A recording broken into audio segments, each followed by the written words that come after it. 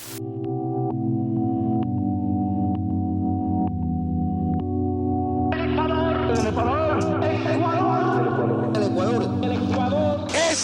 Ecuador amazónico, desde siempre y hasta siempre. ¡Viva la patria!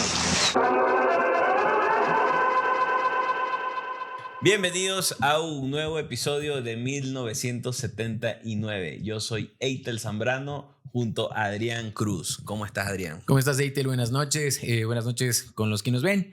Sí, un episodio más donde podemos analizar, revisar todo lo que ha pasado en política y ver un poquito qué se nos viene igual para esta siguiente semana que va a estar tormentosa. Bueno, ya estamos a vísperas del debate. Justamente la campaña oficial comenzó el 24 de septiembre, pero ningún candidato paró de hacer campaña. ¿O tú qué viste? El CNE, desde que yo, soy relativamente joven, ¿no? Pero en toda mi vida yo nunca he visto que el CNE sancione por hacer campaña previa al tiempo formal de elecciones, ¿no?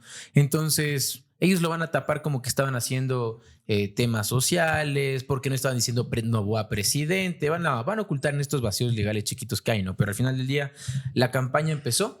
Y ya vimos también varios debates que se puso, por ejemplo el de la posta, en donde ya se le colocaba por un lado a Verónica y a Andrés Arauz a ponerse a pelear y no aceptó, por ejemplo, Verónica.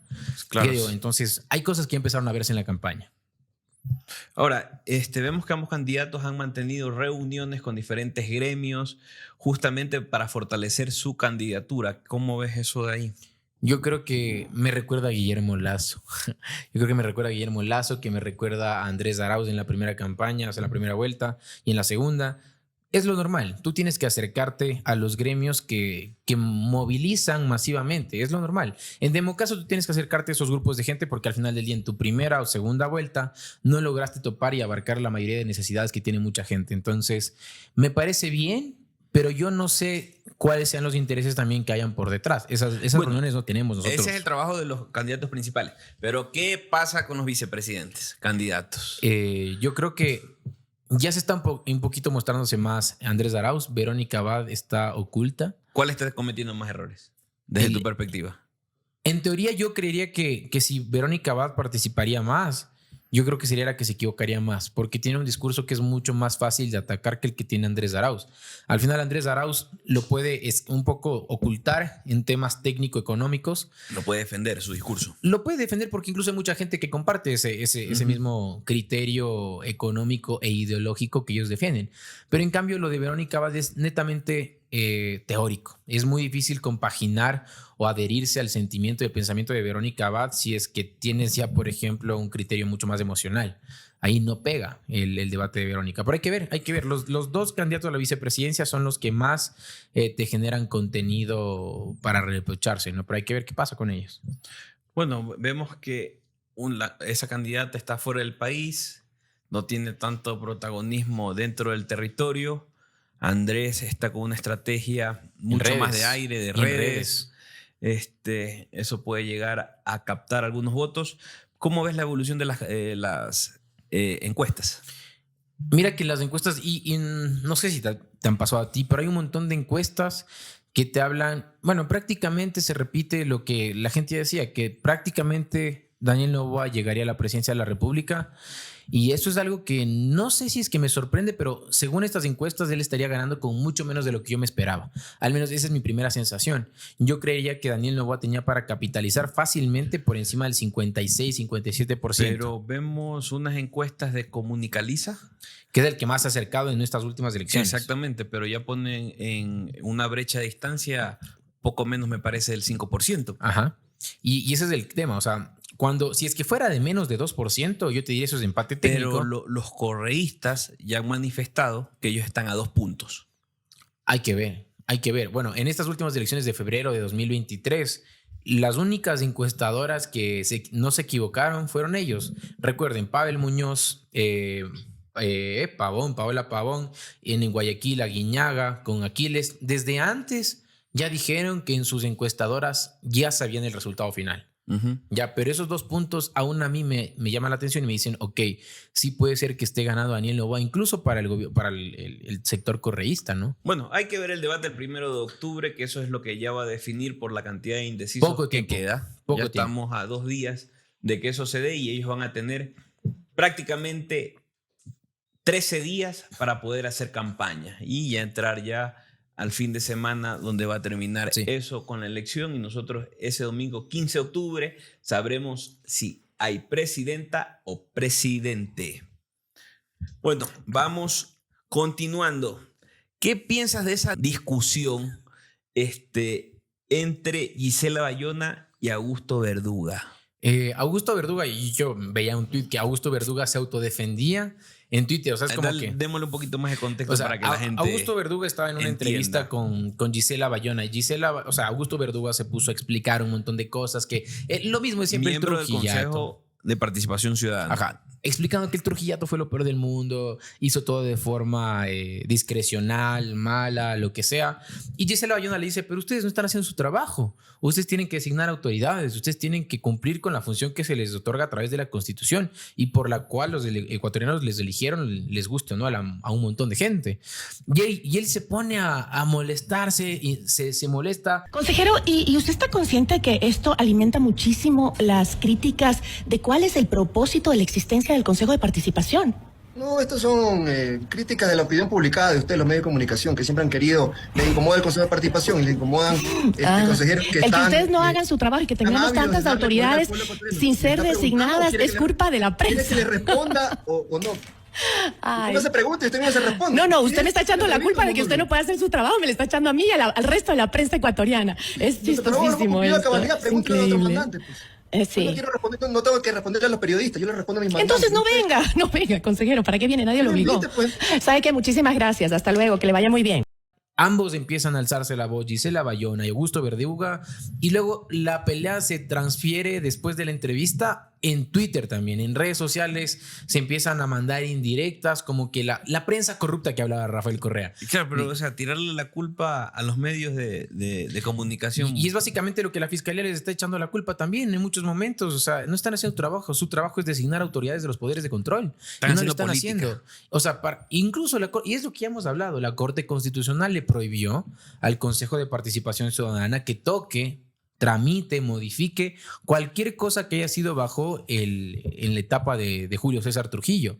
Y aún ahí, incluso Augusto Verduga, por ejemplo, sería uno de los miembros que sería cesado en caso de que Fiscalía y terminen por deponer a sus 4 miembros del Consejo de Participación Ciudadana por incumplir con las funciones que ellos tienen y con las prohibiciones que también se les ha colocado. Bueno, esto lo que genera es que se continúa afectando la imagen de las instituciones dentro del país, justamente con un consejo un consejo de participación ciudadano bastante desprestigiado.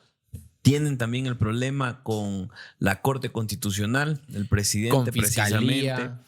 O sea, incluso Porque pidieron la destitución. Sí, claro. Yo me metí a la página del Consejo de Participación Ciudadana y si ustedes, amigos, van a hacer el ejercicio en su casa, métanse a la página del Consejo de Participación Ciudadana y Control Social y vayan hasta abajo en la página web. Ellos te dicen qué cosas han hecho bien y qué cosas han hecho mal. Y es chistoso porque tú te metes a la página del Consejo de Participación Ciudadana y te dice... como yo que sé, defensor del pueblo, te ponen un visto, Contralor General del Estado, vacío, te sale superintendente de bancos, vacío, y así te salen ellos mismos, están exponiendo en su página web todo lo que no han hecho, y es un montón. O sea, ¿cuántas autoridades de control más o menos tenemos? Son el Consejo de Participación alrededor de 77 tiene que nombrar. Y de esas 77 tú te pones a revisar todo lo que te dice en la página del mismo consejo, actualizada por el mismo consejo, y ellos mismos dicen no estamos trabajando, porque incluso te sale la fecha de la última designación de autoridades. Y este consejo no ha designado una sola persona. Pero entonces, ¿quién está fallando? El consejo. Es que, ¿Son los 7 miembros son o 4. una parte? Es lo que decía Santiago Begdash. Ya. La Liga Azul. La Liga Azul, los 4 que hicieron campaña con el correísmo en febrero, entre enero y febrero, ellos son los que están fallando, porque al final del día ellos son la mayoría. Si los 4 que se están dedicando a revisar procesos anteriores no trabajan, evidentemente es culpa de la mayoría que tiene, entre comillas, afinidad con un partido, una agrupación política específica. Entonces, los otros 3 consejeros pueden hacer lo que se les dé la gana, son minoría, así que no importaría. Entonces, ahí estamos estancados. No hemos avanzado en ese tema y hay que ver qué pasa y qué dice Fiscalía y qué pasa con este proceso.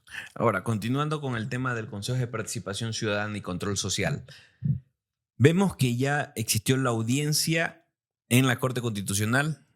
La Fiscalía en su comparecencia pidió la destitución. Sí. Ahora estamos esperando ya el veredicto final prácticamente. Sí, y yo creo que la Fiscalía ha hecho bien. La Fiscalía ha expuesto un montón de criterios y en ese mismo proceso habla Allen Berbera. Y Allen Berbera empieza a decir que no, que es una confusión, que él lamenta mucho que otros de sus compañeros del mismo Consejo de Participación Ciudadana hayan dado esas declaraciones, que se hayan equivocado, pero en realidad el Consejo de Participación Ciudadana nunca ha querido actuar fuera de lo que dice la ley. Eso es lo que dice Allen Berbera, porque mientras Diana Salazar pedía la destitución, él estaba básicamente haciendo las paces, diciendo no éramos nosotros, no era nuestra intención, pero tenemos toda la evidencia en donde ellos mismos han afirmado que querían hacer lo opuesto a lo que están ahorita diciendo. Entonces yo creo que Fiscalía hace bien. Si bien le gusta a la gente o no, Fiscalía tiene una base sólida para sacarlos. Y aparte que este Consejo de Participación Ciudadana ha ido incumpliendo orden tras orden de otros órganos. Entonces yo creo que aquí no cabe ni siquiera una sola persona, ni siquiera del mismo correísmo que se ponga a defenderles. No sé si tú has notado que menos gente del correísmo, sea incluso Aguiñaga, que fue quien hizo la mayor cantidad de campaña con él, o Aquiles, nadie les está dando un apoyo más allá que simplemente... Prácticamente los están dejando solos. ¿Por qué saben que se equivocaron? Bueno, hay que veamos qué va a estar resolviendo la Corte Constitucional, que eso es algo interesante que puede llegar a mover incluso hasta el tablero político del país. Otro tema interesante esta semana que se ha vuelto tendencia, la deuda histórica de el IES. Pero esa es buena, esa es una noticia. Nunca decimos nada bueno Ya. y aquí sí vamos a decir algo bueno. A ver, ¿Qué es la parte buena? A ver, comenta. la parte buena es que se está pagando la deuda al IES. La deuda al IES, básicamente, el IES era la caja chica del gobierno de Correa y era la caja chica de la mayoría de gobiernos antes incluso de Correa, pero en el gobierno de Correa se extendió esa deuda muchísimo. Entonces, ahora en el gobierno de Lazo, y eso no es defender a Guillermo Lazo, es describir lo que se está haciendo. Es básicamente se está cubriendo una deuda histórica. Ningún otro gobierno había logrado pagar deuda del IES.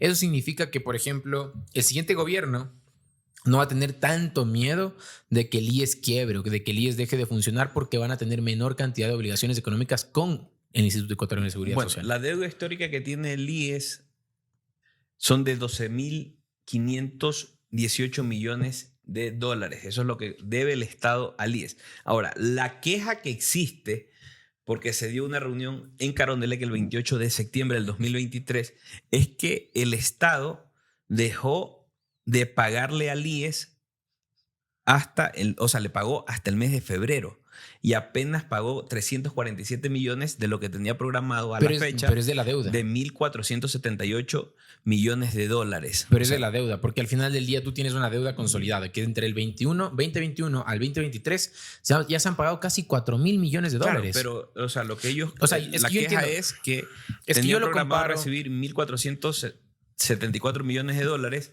pero apenas han recibido en lo que va del año 343 millones de dólares. Yo lo comparo con lo que pasaba con los GATS. La Corte Constitucional hubo un dictamen que el Estado ecuatoriano tiene que devolver lo que se le cobra del IVA a los GATS y se les ha hecho de forma programada y progresiva. El problema es que no siempre es fácil desembolsar recursos cuando tú tienes que cubrir servicios básicos, pagar gasto corriente, tienes que hacer inversión pública, inversión social y al final del día te toca también destinar un pequeño monto para el IES. Evidentemente no todo el tiempo puedes ir dándole dinero y pagando deuda al IES porque no siempre la tienes. Claro. Ahora, pero algo que hay que reconocer es que lo están haciendo. ¿Qué otro gobierno lo hizo? Eso sí es algo lo diferente. Que se ha reconocido es alrededor de 3.100 millones de dólares que corresponde al 40% del aporte estatal, que eso es lo que ha pagado este gobierno de esa deuda histórica. Ajá. También ha aportado más de 400 millones de dólares en lo que es devolución del IVA y también para salud.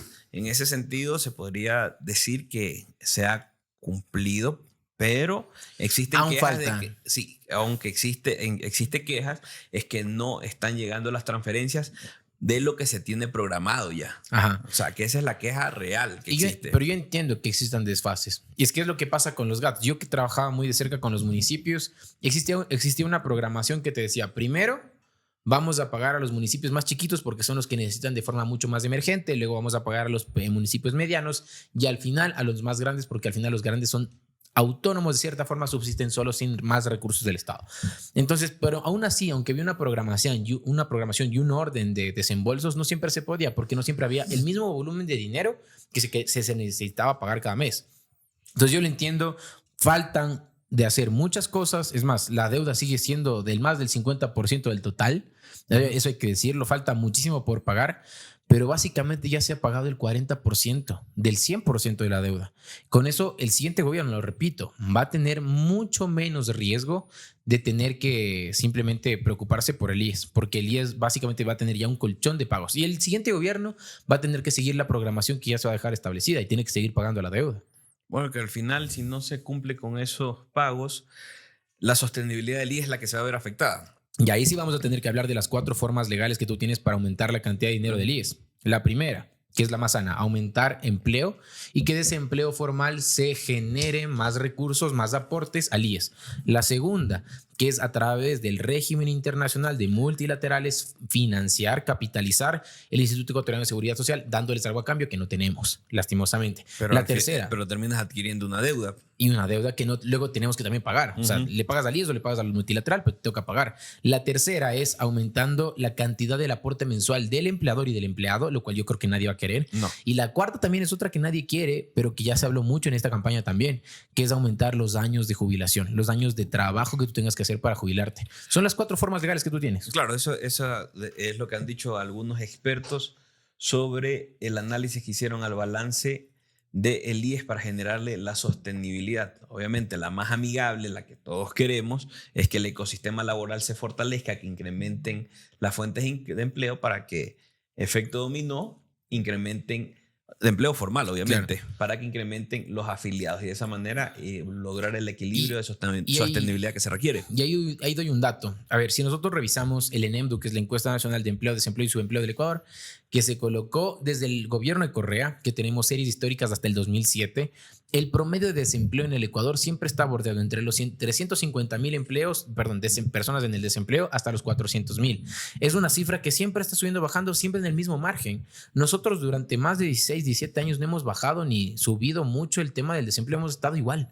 La misma gente que ha sido pobre durante décadas sigue siendo pobre. Lo único que hemos cambiado es que cierta gente que antes tenía empleo pleno, ahora está en el subempleo. Claro. Y eso es preocupante, porque si bien no están sin empleo, tienen recursos que no le permiten ni siquiera llegar a satisfacer sus necesidades básicas. A cubrir la canasta básica familiar. Y ni siquiera eso, porque cuando tú tienes el subempleo no alcanzas ni siquiera el salario básico. No Estás llegas por debajo. ¿Ya? En Ecuador tenemos que la pobreza extrema tenemos al 10%, la pobreza en el 27% y en la pobreza extrema son $3 al mes. Claro. Imagínate vivir con $3 al mes y es 10%. Diarios, son $3 diarios. $3 diarios. Sí.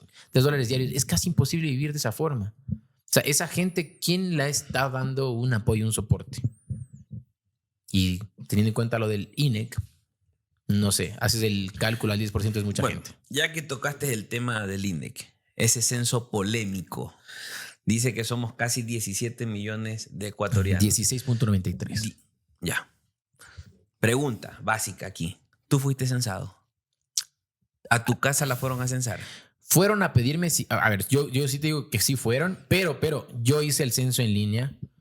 Yo hice el censo en línea y simplemente cuando tú hacías el censo en línea te entregaban un código QR al final y cuando venía la persona que te censaba te decía, déjeme ver el código QR, ellos lo escaneaban y ya no te preguntaban nada, simplemente te ponían el papelito. Pero yo sí vi que casas que estaban al lado vacías sin preguntar ponían el sticker. Yo no fui censado. ¿Cómo carajos te ponen? Y donde vivo, acá en Quito, el edificio, tampoco fue censado. Pero seguramente tú estás en la estadística de algo ahí. Y no lo sé. ¿Cómo? O sea, y es que para mí no entiendo el tema del INE, que es una cosa súper salvaje, porque nosotros teníamos proyectado que para este mes 18.35 millones de ecuatorianos, menos de 1.4 millones de diferencia. O sea, es súper loco. Y yo, por ejemplo, me pregunto, el INEC, sabiendo que se hace cada 10 años, esta vez fue después de 13 años, pero si cada 10 años tú hacías un censo y lo venías haciendo durante 70 años, ¿por qué haces por primera vez una forma distinta? La gente antes decía, El gobierno le decía, sábado y domingo no salgas de tu casa porque la gente va a ir a censarte. Claro. Y esta vez asumamos que éramos más gente. Sábado y domingo de 2 semanas seguidas no salgas de tu casa y te van a ir a censar. ¿Cómo te van a censar de lunes a viernes en horario laboral cuando la gente está trabajando? Es que es absurdo. Para mí esos datos no reflejan una realidad en firme y eso puede llegar a afectar la toma de decisiones en la generación de políticas públicas. Tanto. A ver, yo en eso en cambio no concuerdo porque si bien no tenemos 18 millones de personas que fueron censadas, que yo creo que es más o menos lo que deberíamos tener, tuvimos 16.93. Pero es que 16.93 es más o menos del 95% de lo que se tenía proyectado. Sí, pero al final, ¿qué es lo que genera? Que también de eso van las asignaciones que corresponden a los GATS. Sí. Y eso que va a afectar directa económicamente les va a reducir el presupuesto a los municipios, lo que ellos a las esperaban con la prefecturas. proyección que tenían es que no les van a aumentar a lo que ellos aspiraban las en temas electorales, en la Asamblea Nacional. Se aumentan escaños en algunos, incluso en algunos se bajan. En algunas provincias no, o sea, eso es por la migración interna que existe. En algunas provincias pierdes asambleístas. Pero aumentó el número de asambleístas. Aumenta sí, pero no los 16 que se pensaban, que los 14 que se pensaban. Claro, 150. Pero eso, claro, son 13 más. Ya, pero me acuerdo que en la estimación que incluso nosotros 152, algo así. En la asamblea nosotros decíamos que incluso podía llegar hasta 160. Claro. ¿Ya? Y esa estimación se bajó. Entonces, en el 2025 vamos a tener más o menos 13 o 15 asambleístas más. Ya que es bastante, pero en otras provincias, por ejemplo, aquí en Pichincha me parece que se pierde uno. En Pichincha. En un distrito, pero se gana en otros distritos. Entonces tienes que verlo de forma individual por distritos. Y ahí sí te va a servir en temas electorales o te puede afectar. Pero el INE, que al final del día yo creo que sí vale defenderlo. ¿Por qué? Porque si bien no tienes el 100% de datos, con que tú tengas el 90% de datos actualizados frente a lo que pasó en 2010, ya te permite generar nueva política y obra pública, inversión social, lo que tú quieras. No va a ser acercada al 100% de la población, pero va a ser al menos con un 90% de... En Pichincha aumenta. Pero no en todas. Sí. Hay provincias que sí, no. Ajá, no, entonces, es por igual. distrito. Es que, por ejemplo, Pichincha tiene distritos y en cada distrito tienes tu cantidad. Pero, por ejemplo, en Azuay, no me acuerdo cuántos son, 4 o 5 asambleístas y no tienes distritos, simplemente son provinciales. Sí. Ya en Manabí, no sé, son 2 distritos. Tienes sur y Norte norte. y sur. Claro, porque tienes 4 distritos. Tienes sur, centro norte, parroquias rurales y resto de cantones. Entonces, eso habría que ver muchísimo. Y este tema se afectó con el INE. Hay que ver cuáles son los resultados finales. Yo quiero ver el informe ya. Yo quiero ver los resultados finales para nosotros empezar también a sugerir cosas. A ver en dónde se puede enfocar política pública y hacia dónde tiene que ir el dinero en el siguiente gobierno. Bueno, hemos llegado al final de este nuevo episodio de 1979, recordando que este programa sale todos los viernes a las 7 de la noche junto a Adrián Cruz, donde recogemos los sucesos políticos de la semana que han causado más impactos, donde hacemos nuestro análisis. Adrián, tu despedida. Claro, amigos, como siempre, conéctense con nosotros todos los días viernes. Vamos a traerles un montón de información. Al final del día, yo creo que si es que dejamos de opinar, si dejamos de dar estos insumos, más allá que simplemente ver los noticieros todos los días, nos vamos a quedar con muchos vacíos. Yo creo que esto de aquí y la gente que nos ve va a tener mucha más información de calidad, yo creo. Y no es por lanzarnos rosas, pero siempre son importantes estos espacios. Bueno, recuerden ver el debate el 1 de octubre para que tomen una buena decisión el 15 de octubre. O para que se decepcionen más. Bueno, pero véalo, revisen, analicen, comenten, conversen con su familia, con sus amigos para que tomen una decisión firme para el bienestar de todos los ecuatorianos. Con esto me despido. Chau, chau.